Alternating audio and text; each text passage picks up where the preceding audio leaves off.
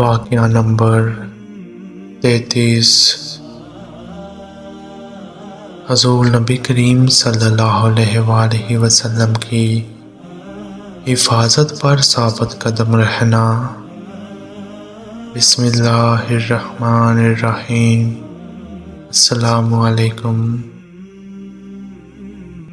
حضرت جابر بن عبداللہ رضی اللہ عنہ سے مروی ہے، فرماتے ہیں ہم وادی حنین کی جانب روانہ ہوئے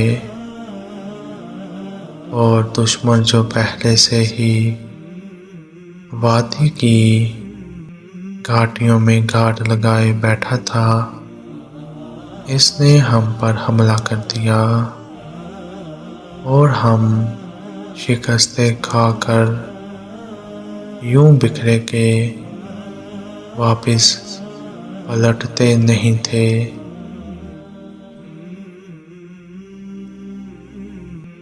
حضور نبی کریم صلی اللہ علیہ وآلہ وسلم ایک جگہ کھڑے ہوئے اور آپ صلی اللہ علیہ وآلہ وسلم نے پکارا کہ کہاں جاتے ہو؟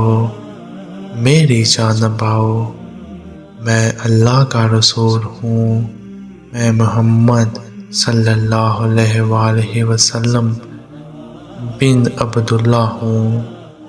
حضور نبی کریم صلی اللہ علیہ وآلہ وسلم کی اس پکار کا بھی کچھ اثر نہ ہوا اور ہر کوئی بھاگے جا رہا تھا۔